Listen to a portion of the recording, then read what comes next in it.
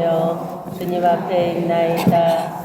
주님만이 저희를 끄시니 저희와 함께 하시고 저희 마음에 머무셔서 저희가 나아갈 길을 보여주시고 해야 할 일을 가르치소서. 나약한 죄인인 저희가 정의를 외면하여 혼란을 일으키지 않게 하시고 무지의 우리에 빠지지 않게 하소서. 또한 아무도 차별하지 않게 하소서. 저희가 주님 안에서 하나 되어 영원한 생명의 길을 함께 걸어가게 하시고 저희가 언제나 진리를 따르며 의로움을 찾게 하소서. 성부와 성자와 함께 영원히 승결을 이루시며 언제 어디서나 저희를 도우시는 성령께 이 모든 것을 간청하나이다. 아멘. 성자와 성령의 이름으로 아멘. 오늘은 제국과 성령의 움직임에 따라 하도록 하겠습니다.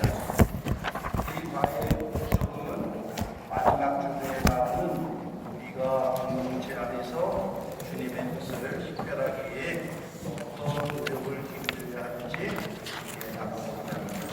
예비 나눔으로 92쪽에 나오는 성경 구절을 읽어보겠습니다. 예언자들은 둘이나 셋이 말하고 다른 그것을 식별하십시오.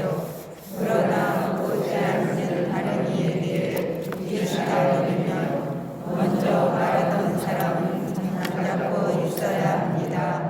이렇게 여러분 모두 한 사람씩 예언할 수 있습니다. 그러면 모든 사람이 배우고 또 모든 사람이 격려를 받게 됩니다. 예언자의 영향은 예언자에게 복종해야 합니다. 하느님은 무질서의 하느님이 아니라 평화의 하느님이시기 때문입니다. 그러므로 나의 형제 여러분, 예언할 수 있는 은사를 열심히 구사하십시오. 다만 모든 일이 품위 있고 질서 있게 이루어져야 합니다. 오늘은 주제가 식별이네요.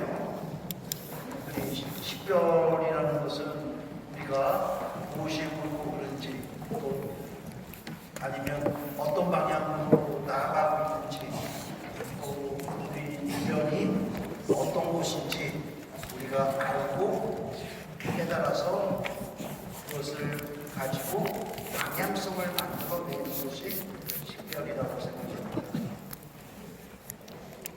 거기에 앞서 우리가 한번 잠시 또 묵상의 시간 가져보도록 하겠습니다.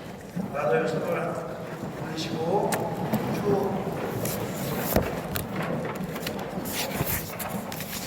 오른쪽부터 가볼까요? 오른쪽.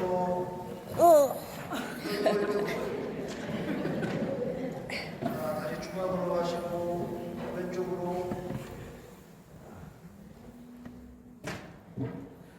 뒤로 한번 넘겨볼까요?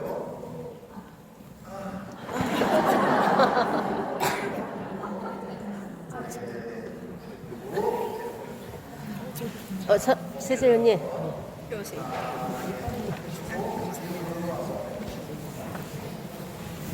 맞습니다.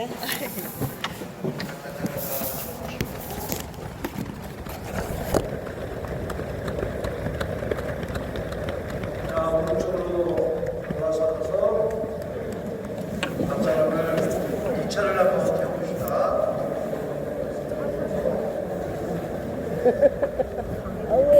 강도를 10km, 10km, 30km, 40km. 네, 뒤돌아서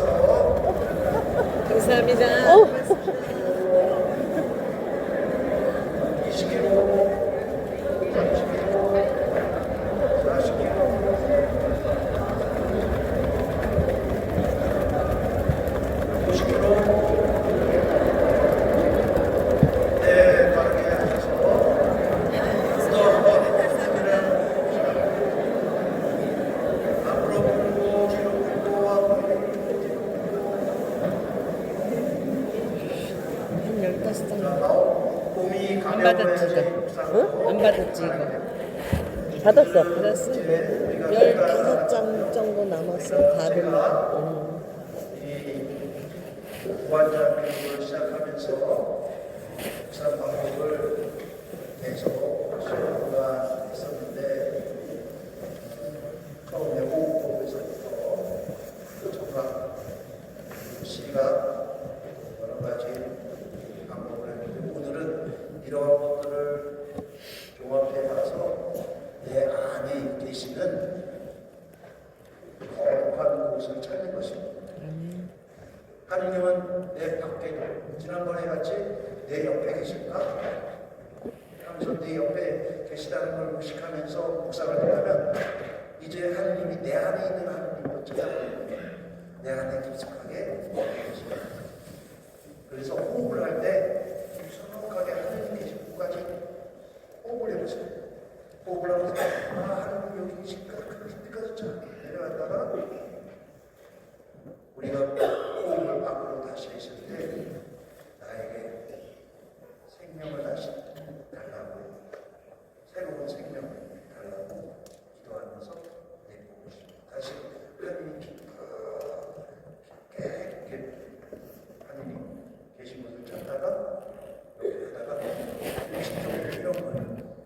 여기에 하느님이 계셨으면 좋겠다 하는 하느님이 계시는구나 하시는 그 내 위치가 있을 거예요. 그걸 찾아보는 거예요. 고요하게 그것을 찾다 보면 하느님이 내 안에서 얼마나 나를 사랑하고 계시는지를 보게 될 거예요. 그래서 우리가 호흡을 여기서 몸이 좀 더 느슨해지고 편안해져. 좀 기도가 잘 안 된다 그러면 또 한 번 이렇게 푸시고 또 이렇게 제자리를 찾아보시고 다시 해요. 갑자기 빨리 같이 이렇게 하면 또 마음을 한번 푼 다음에 호흡을 해보시면 마음이 편해져요. 한 매일 15분간 잠시 묵상하는 시간 가져보겠습니다.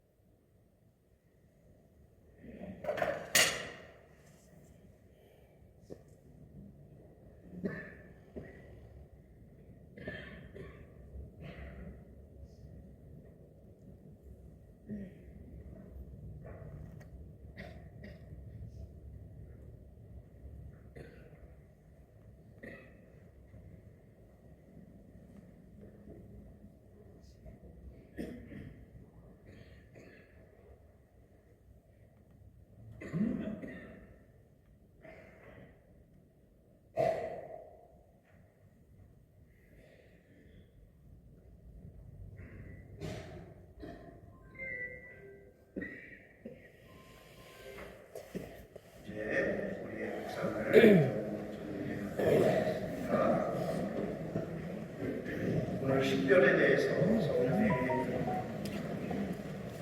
도움에 대해서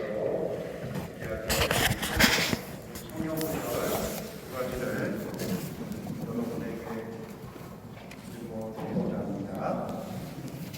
첫 번째는 갈라디아서에 나오는 말씀입니다. 갈라디아서 3장 26절에서부터 29절입니다. 여러분은 모두 그리스도 예수 안에서 믿음으로 여러분의 하느님의 자녀가 되었습니다. 그리스도와 하나 되는 세례를 받은 여러분은 다 그리스도를 입었습니다. 그래서 유다인도 그리스도인도 없고 종도 자유인도 없으며 남자도 여자도 없습니다. 여러분은 모두 그리스도 예수님 안에서 하나입니다. 여러분이 그리스도께 속한다면 여러분이야말로 아브라함의 후손이며 약속에 따른 상속자입니다. 오늘 예비 나눔에서 고린도전서 14장 말씀을 읽는데 여기에서 점으로 찍혀있던 34절에 대한 그래서 35절까지의 말씀을 들어보십시오. 성도들의 모든 교회에서처럼 여자들은 교회에서 잠자코 있어야 합니다. 그들에게는 말하는 것이 허락되어 있지 않습니다. 율법에서도 말하듯이 여자들은 순종해야 합니다. 배우고 싶은 것이 있으면 집에서 남편에게 물어보십시오. 여자가 교회에서 말하는 것은 부끄러운 일입니다.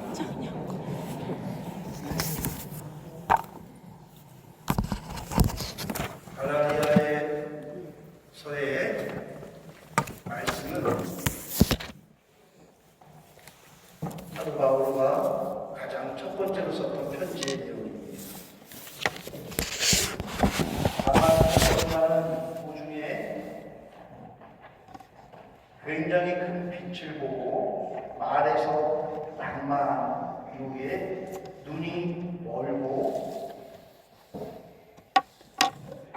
아나니아에까지 갔다가 오랜 시간 눈에 씌었던 것이 떨어지면서 사도 바울은 굉장한 큰 충격으로 예수 그리스도를 만나게 되었어요. 바리사이파 사람이었던 사도 바울과 바리사이들이 갖고 있던 율법의 체계를 잘 지키면서 스데파노를 돌로 쳐 죽일 때 앞장서서 정말 율법의 이름, 우리의 신앙의 이름으로 내가 정말 옳은 일을 하고 있다고 생각했던 그 일을 행하면서 다시금 그리스도인들을 때려잡으려고 한 다마스커스로 가던 도중에 예수 그리스도를 만나게 되는 사건으로 인해서 굉장히 큰 변화를 일으키고 곧바로 선교 활동을 간 거 아니라 아라비아로 사막으로 들어가 생활하십니다. 그게 몇 년인지 몇 달인지 잘 모르겠어요. 성경에 그냥 아라비아 땅으로 갔다 하고 다시 돌아와서 예루살렘에서 베드로 사도를 만나서 베드로 사도와 얘기를 나눈 다음에 자기는 이방인 사도가 되겠다 하면서 이방인 개척을 하기 위해서 선교 활동을 나가십니다. 어느 날 베드로 사도와 다시 만나서 베드로 사도가 이방인들에게 설교를 하면서 그들과 같이 음식을 나누고 그리고 그들이 먹는 유대인들은 절대 먹지 않는 그들의 음식을 나누고 그들의 모습을 이해하고 품어주면서 예수 그리스도를 전했는데 하루는 야고보 사도가 예루살렘에서 내려온다는 소식을 듣게 돼요. 그러면서 갑자기 베드로 사도가 음식을 끊어버립니다. 그리고 마치 할례 받은 사람과 할례 받지 않은 사람이 구분되듯이 이방인의 그리스도인들에게 할례를 받아서 갑자기 말해버려요. 사도 바울과 마칩니다. 그 모습을 보고 빠르게 치고 그래서 베드로 사도 면전에 대고 당신은 유다인이면서 유다인처럼 살지 않는 모습을 지금까지 내가 봤는데 어떻게 야고보 사도가 내려온다고 하니까 이런 모습을 보이느냐 그랬을 때 베드로 사도가 반성을 해요.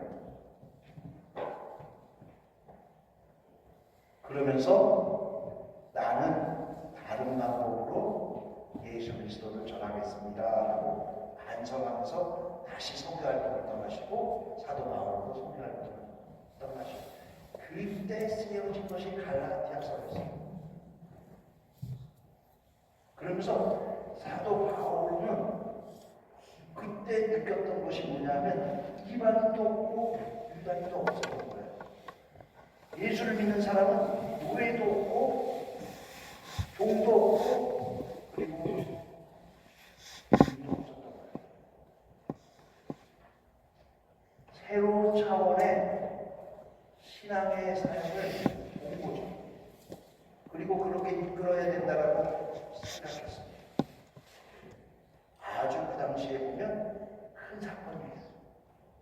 예수님이 그 당시에 굉장히 큰 센세이션을 일으켰다면 사도 바울은 더 큰 센세이션을 일으켰는지도 몰라요.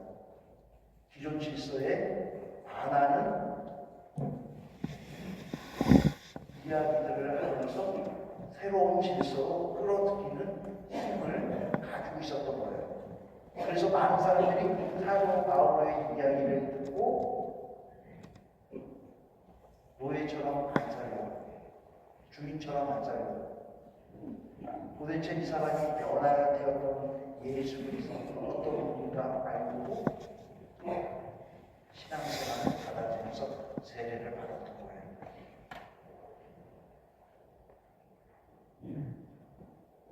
굉장히 사도 바울은 초창기에 그런 모습을 가지고 있었어요. 불과 같은 힘을 갖고 있었어요. 그것을 성령의 이끄심이라고 믿었어요. 그래서 자기가 가는 그 고난의 길에도 얼마나 많이 죽은 고비를 얻고 돈도 많이 주기도 하고 감옥에 갇히기도 하고 오래받아 죽을 그런 어려움 속에서도 그걸 헤쳐나가면서 예수 그리스도를 전하고 싶었어요. 그런데 시간이 지나면서 사도 바울도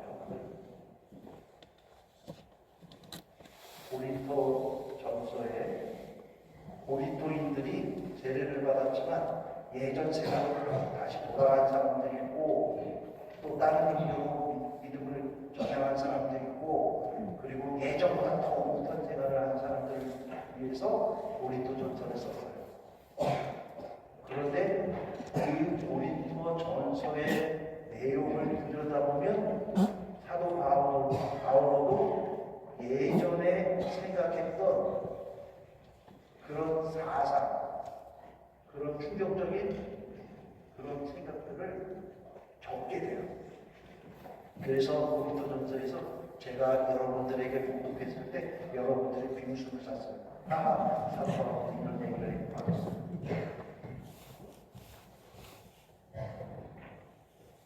그래서 사도 바울을 전공하는 분들은 반만 나뉘어요.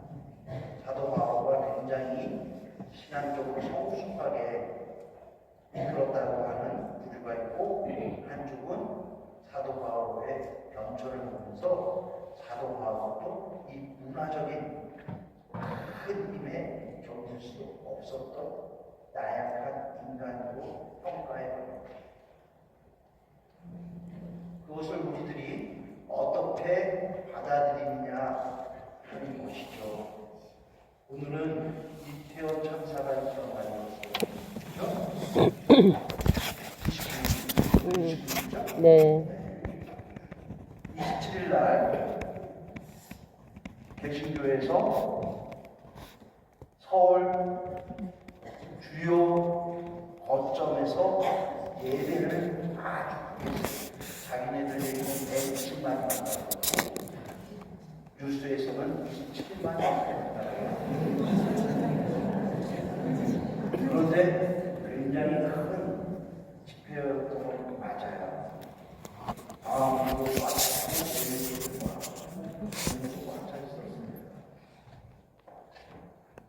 그들의 평가를 들어봤어요. 굉장히 자기네들은 자신 있게 얘기했어요. 굉장히 순수했다. 그리고 깨끗이 마무리했다. 그리고 사람들이 정치적인 성향이 없었다. 이런 것으로 평가를 하더라고요.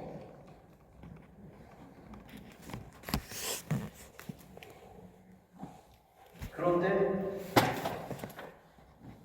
제가 이 사건을 종교적 박해를 바라보면서 느껴지는 것은 한국 교회가 어느 방향으로 나아갈까 하는 생각을 우리가 이 사건으로 식별해야 합니다. 이들이 그날 모여서 이야기했던 가장 큰 것이 뭐냐면 차별금지법 반대였어요.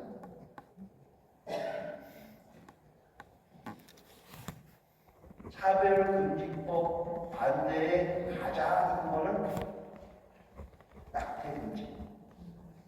두 번째는 동성애 결혼 반대예요.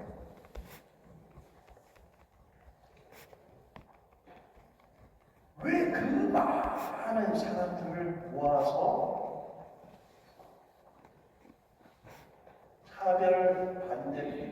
차별금지법 반대에 대한 지위를 가지고 있는 예배를 드렸을까? 거기에서 우리는 초점을 한번 맞춰봐야 되고, 우리 천주교인들도 물론 생명위원회에서 계속 똑같은 이야기를 하고 있어요. 그렇지만 그렇게 힘이 없어요.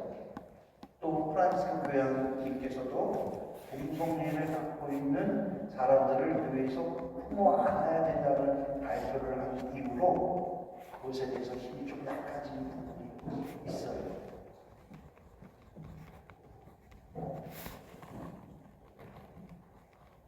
우리 개신교라는 그 집단이 신앙 안에서 뭔가 보여줘야 된다라고 하는 자기네들은 정치적인 그런 것이 없다고 하지만 사람을 모았다라는 건 정치성이 있다는 거예요.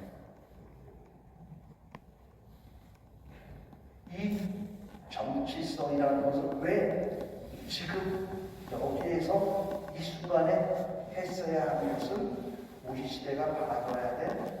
교회가 어느 방향으로 가고 있구나라는 것. 그것을 좀 우리에게 시사하는 바가 크다고 생각해요.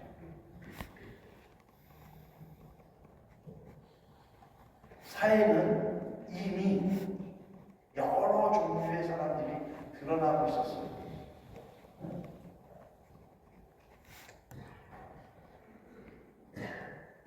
여러 부류들의 모양을 갖고 있는 사람들이 숨죽여 있다가 자기의 모습을 드러내고 있어요. 동성애하는 사람도 그렇고 낙태하는 사람도 그래요. 제가 교구청에 사회성장을 할 때 생명위원회를 만들어서 생명위원회 장을 맡고 12시 주교회에 가서 생명위원회 활동을 했어요. 제 인생에서 제일 힘들었던 순간이었어요. 매번 가서 낙태받는 운동을 해야 되고, 또 동성애 사람들이 생명 창조에 거슬린다 홍보하는 미사를 참석해야 됐어요. 그런데 제 마음 안에는 굉장히 불편함을 갖고 있었어요. 저 사람들도 하느님이 사랑하는 사람들입니다. 저 사람들도 하느님이 예수님이라는 사랑으로 존재합니다. 교회에서 저 사람들을 차별 아닌 차별을 해놓고 자기네들은 그 차별을 반대하는 차별을 표현이 얼마나 저 사람들에게 큰 상처를 또 남겨주고 있을까 하는 마음 아픔을 가지고 있었어요. 그래서 어느 순간에는 동성애 하시는 분들이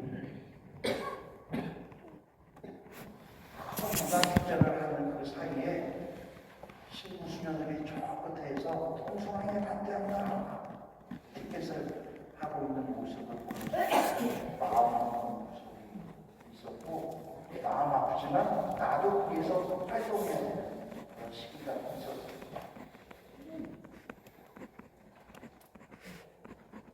그런데 우리 교회가 그런 곳에 특히 미국 보수주의와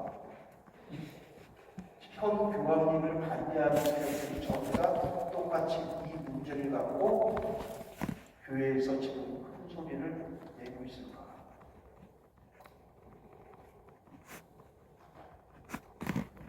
그것은 교회의 보수화를 자꾸 추구하는 그런 세계를 이야기하고 있을 수도 있다는 것을 이야기해요.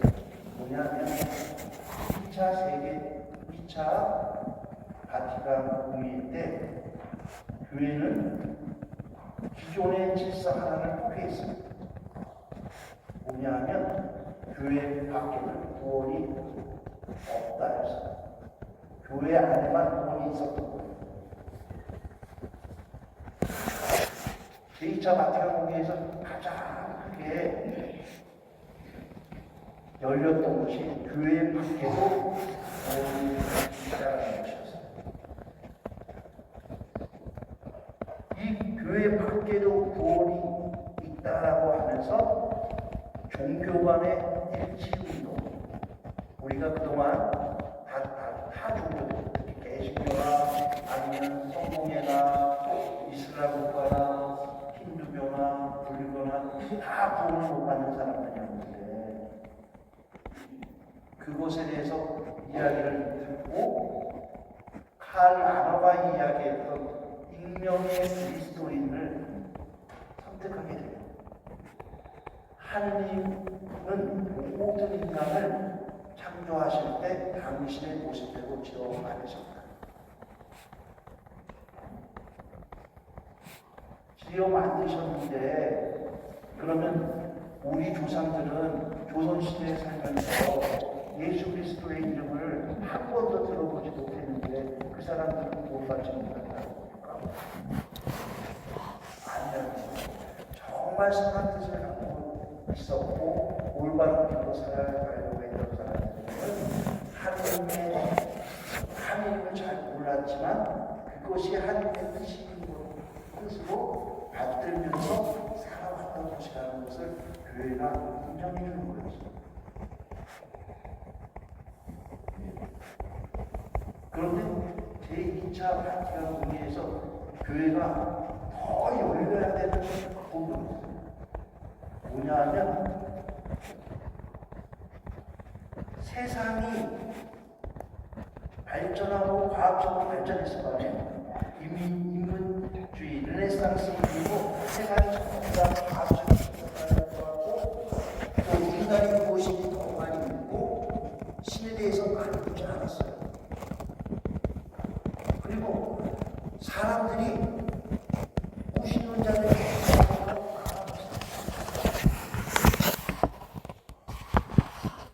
그러다 보니까 교회가 얘기하는 것이 시야에 들지 않아요. 생각해 보세요. 프란치스 교황님이 회칙을 했어요.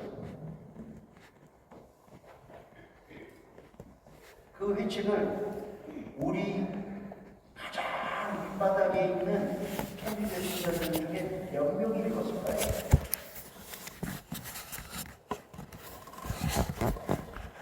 무슨 회칙을 내셨는지도 잘 기억 좀 해요. 제일 많이 들어본 게 찬미받으셨어요. 그 회칙인 거예요. 모든 형제들이 있었는데 모든 형제들에 대해서 아는 사람이 없죠. 그만큼 밑에까지 교회가 아무리 위에서 얘기를 해도 밑에까지 전달이 안 될 뿐 아니라 살아내는 것도 쉽지 않은 거예요. 뭐냐면 이끌어가지 못하는 거죠. 이끌어. 교회가 사람들을 이끌고 이렇게 가야 됩니다 라고 얘기를 했어요. 근데 받아들이지 않아요. 이끌어가지 못하는 거예요.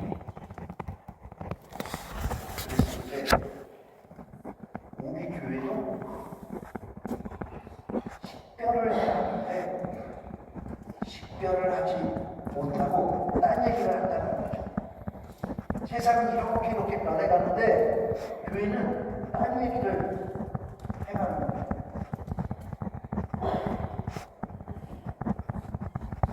딴 얘기를 뭐냐면 교회에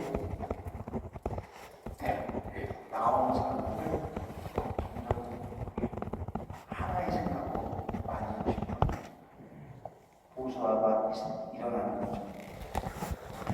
그래서 2차 바티칸 공의회가 정말 폭넓게 넓혀져 가서 현대 사회에 교회의 역할이 뭔지, 교회가 이끌어가야 되는 것이 뭔지를 이야기하고 우리 신자들에게 교회가 예수 그리스도의 말씀과 사랑으로 정말 실천하면서 나아가면서 세상의 빛과 소금이 되는 모습을 가지고 가야 되는데 세상 사람들과 거리감을 두는 거기에 가장 크게 형성했던 것들이 교수의 보수주의자고 그들이 얘기했던 것이 낙태금지 그리고 운동의 반대운동이 그 핵심을 이뤘던 것인데 그 핵심적인 것이 바로 한국교회에서 개신교가 더 크게 받아들여서 더 크게 행사를 했다는 것입니다. 그런 시대적 환경을 보면서 우리는 어떤 식별을 해야 되는가, 어떤 관계를 생각해 보아야 하는가. 이것이 시노달린 나스의 핵심적인 이야기입니다. 교황님이 우리들에게 시노달리타스를 하라는 의미는 식별하는 거예요.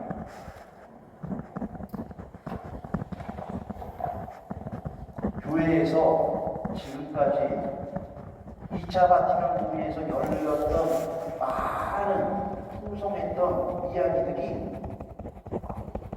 교회 안에서도 활발하게 활동하지 못하고 발전하지 못했는데 그 이유 중에 하나는 교황님들의 선택이었어요. 요한 바울 2세, 베네딕토 16세. 이분들이 굉장히 보수화된 교회에 뭉쳐진 교회의 힘이었던 거예요.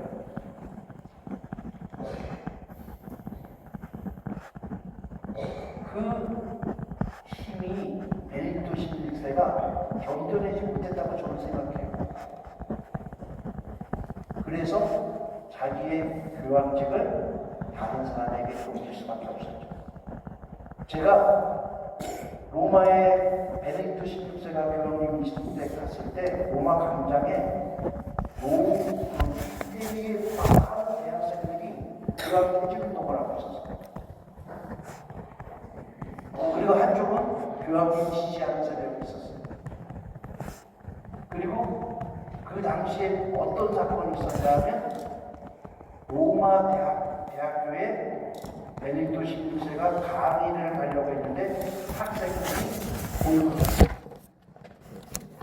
왜 보이콧했냐면 나치는 학생이었어요. 베네딕토 16세가 국민은 나치였어요.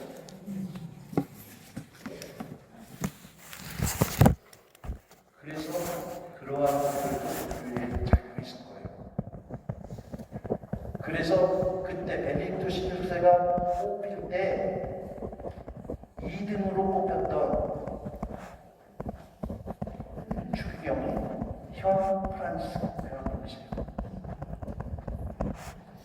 프란시스코 교황님이 우리들에게 해주고 싶은 일들은 찬미바스라는 해책에서부터 생태, 자연환경을 보자. 우리가 인간이 살고 있는 이 환경을 보자. 또 복음의 기쁨을 새로 창조하자. 우리 다시 복음을 읽어보자. 복음 안에서 하느님의 사랑이 예수 그리스도를 통해서 어떻게 드러나는지 한번 다시 확인하자. 그런 다음에 모든 형제들, 우리들 형제들 교회 안에 있는 형제들이 아니라 우리가 놓친 형제들이 무엇인가도 보자. 그 형제들을 어디에서 뿌리채 가져올까 하는 것이 뭐냐면 신호들을 짰습니다. 여러분들 밑에서부터 교회 이야기해 보십시오. 옛날에는 교황님이 회칙을 내고 밑으로 내렸잖아요. 이제 밑에 있는 여러분들이 교회에 얘기해 주십시오. 교회가 어떤지, 교회가 어떻게 어떤 방향으로 나가야 되는지, 어떤 식으로 해야 되는지, 우리가 식별해 봅시다 해서 나온 것이 시노달리타스의 식별이라는 이야기입니다.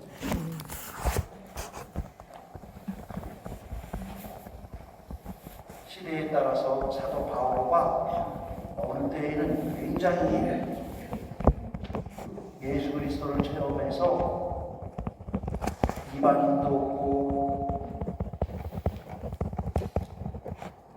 그리고 유대인도 없고 종도 없고 주인도 없고 남자도 없고 여자도 없습니다. 이야기하는 때가 있었죠. 어느 때에는 여자는 남편의 말을 들어야 되고 집안에서만 말을 하지 밖에 나와서 얘기하지 말라고 하는 그런 이야기도 나오고 했어요. 시대의 흐름이죠. 이 시대의 흐름에 우리는 어떤 식별을 갖고 있는가. 그래서 교회가 이끌어가야 된다는 것이지. 그런데 이끌어갈 수 없는 이유가 있어요. 옛날에는 무신론자라고 했잖아요. 무신론자라고 했어요. 신앙이 없고 그냥 신을 날 법에 이 정도는 양반이라는 거예요. 지금의 현대 사람들은 뭐라고 하냐면 넌스라고 해요. 넌스가 뭐냐? 나한테 종교 얘기하지 마.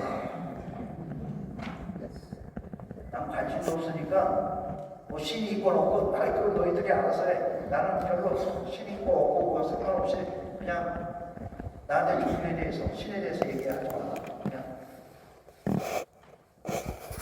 그런데 그런 부류가 어디에서 나오느냐? 성당을 떠난 사람들에게서 부드러워지게 나타난다는 거죠. 내가 성당에 다녀봤는데, 야, 자기네끼리 서로 치고받고 싸워. 야, 저놈의 집에서 자기네끼리 모여서 그냥 친한 사실 얘기하다가 한 사람만 빠져봐. 개욕만 계속. 야, 성당에 갔더니 끼리끼리 모여. 같은 학교 학부모들은 같은 학교 학부모끼리 모이고, 어느 아파트에 사는 친구 아파트에 사는 사람들끼리 모이고, 어떻게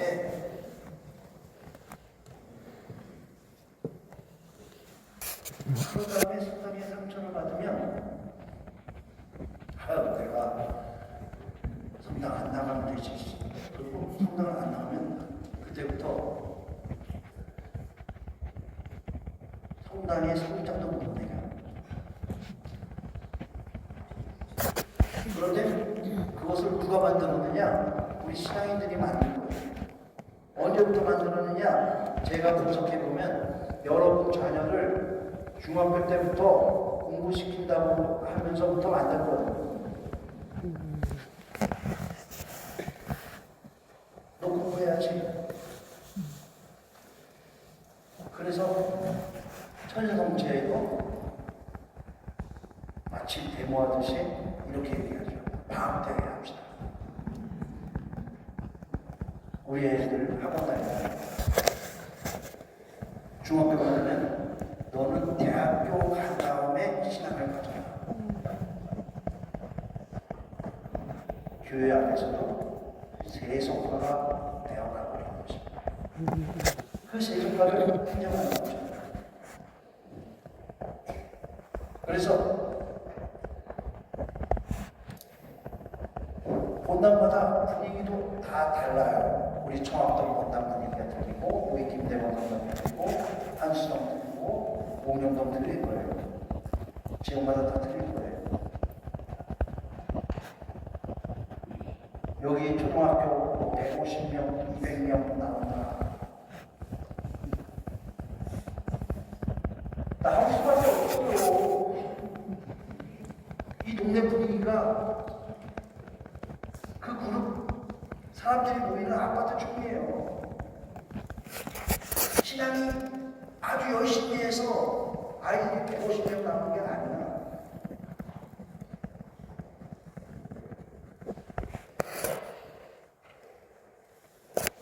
본당만. 그런데 그 150명의 아이들이 중고등학교에 가면 150명이 무대로 올라가야 돼요. 반이 툭 떨어져요. 70명, 60명. 그것이 올해만이냐 벌써 30년 전에 만들어진 우리의 풍토였어요. 저 때도 고3만 되면 성당 안 나와도 부모님이 뭐라 그랬어. 그러면 30년, 40년 된 얘기 아니고 그때부터 성당의 분위기는 이렇게 돼요. 그러다 보니까 신앙이라는 그 자체가 뿌리채 우리 질문을 못하게 만들어요.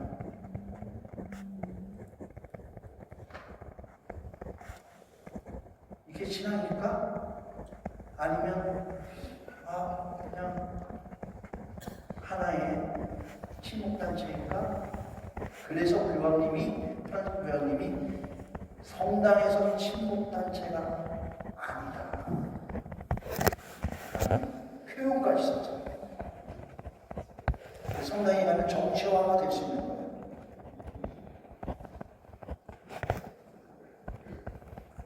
우리 이모들이 전부 다 꼴에 강남 다 살아요. 물론 정말 꼴 같다 보이는데 제가 딱 가서 가족 모임에 딱 가면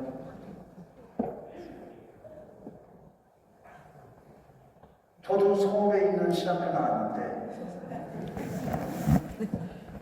너네 집은 너하고 우리 서울에 오고 싶어 차원이 됩니다.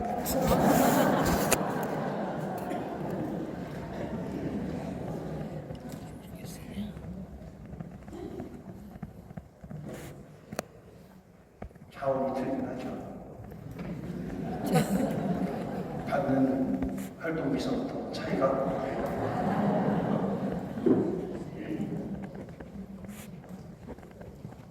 제가 신학교 다닐 때 부제밤부터 1학년까지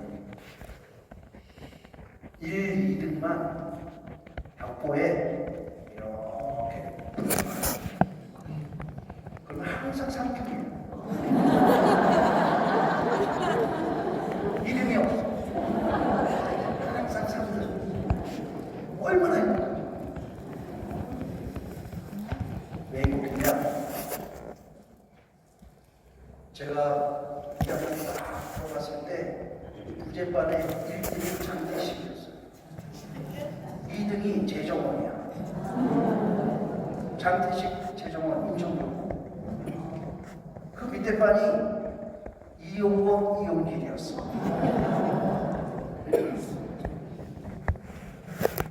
그 밑에 반이 차동엽이야.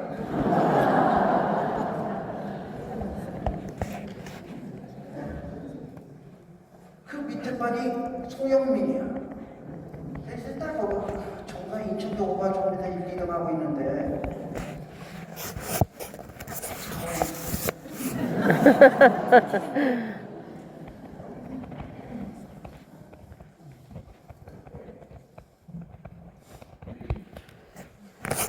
제가 왜 이 말씀을 드리냐면 사람들이 그 성당이라는 곳에서 정치화를 하는 것을 프란시스 교황께서 굉장히 걱정하시는 거예요.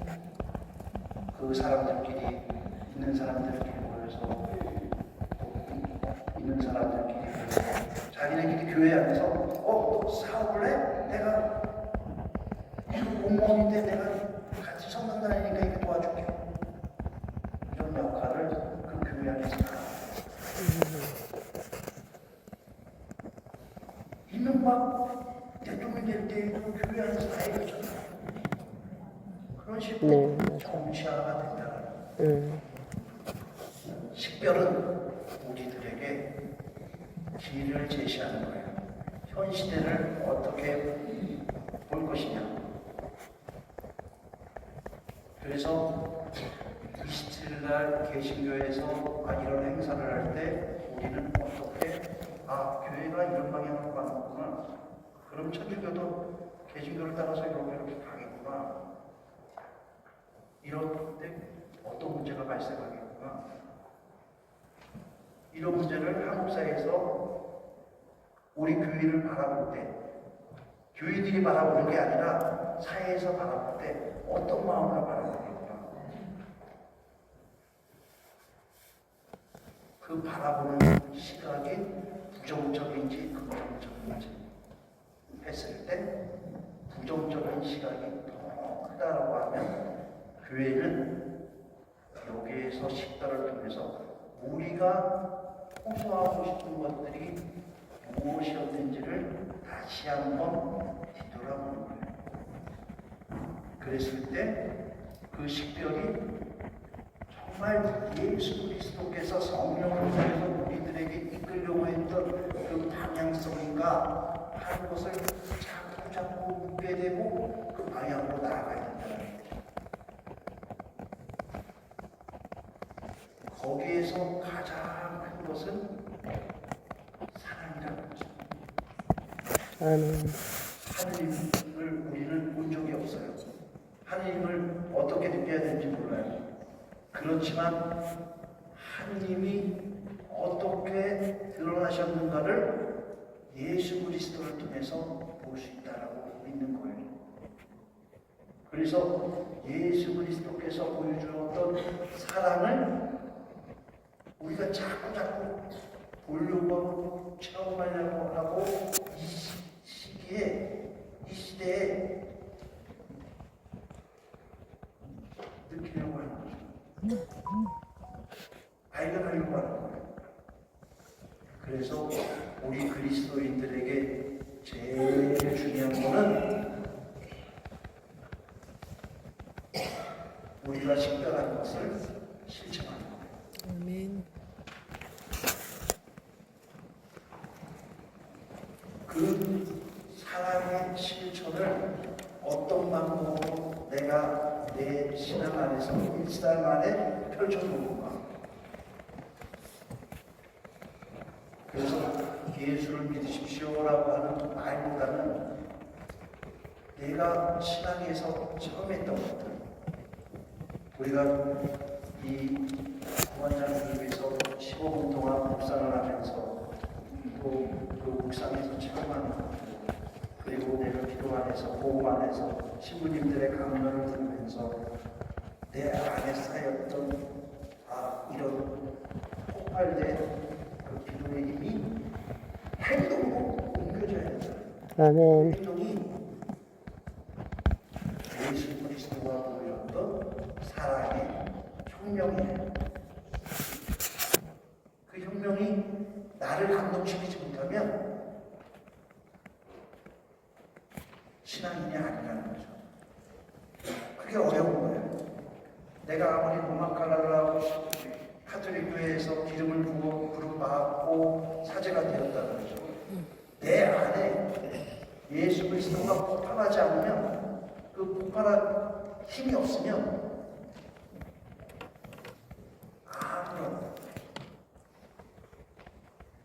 정말 아무런 신앙인이 아니라는 거예요. 저는 그렇게 생각해요. 그래서 여러분들 똑같아요. 여러분들 예수 그리스도를 믿습니까? 했을 때 그 믿음은 내 안에 예수 그리스도의 사랑을 체험해야 돼요. 그 사랑의 체험을 어떻게 하느냐? 기도서 체험하고 복음 말씀을 읽으면서 체험하는 거예요. 그 체험하는 것이 여러분 안에서 폭발할 수밖에 없어요. 왜? 이길 수 없으니까.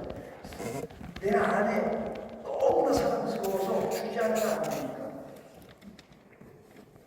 이것을 감당하기가 너무 어려워서 사도 바울처럼 죽을 고비를 겪으면서도 예수 그리스도 하느님은 사랑이십니다라고 선포할 수밖에 없었던 그 믿음입니다.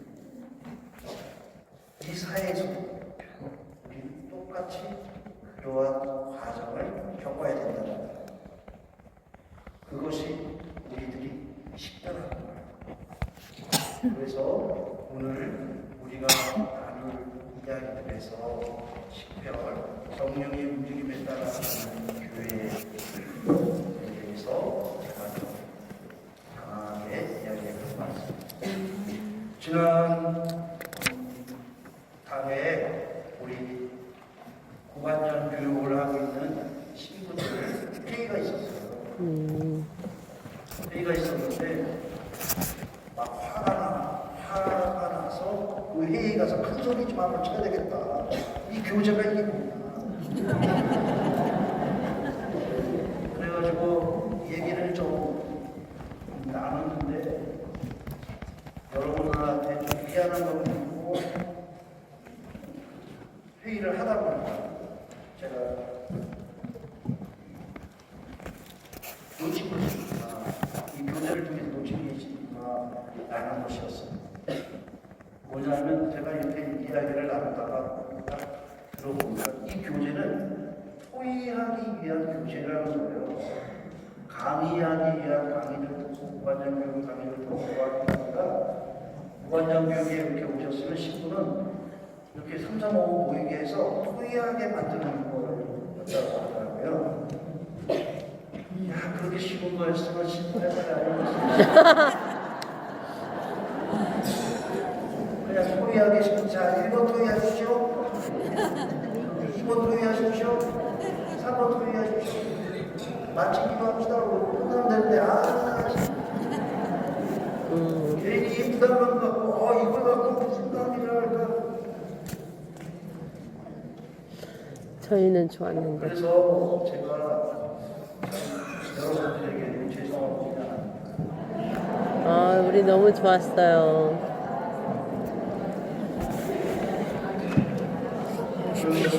이제 한 번 남았죠. 다음날에. 청학도 좋네. 네?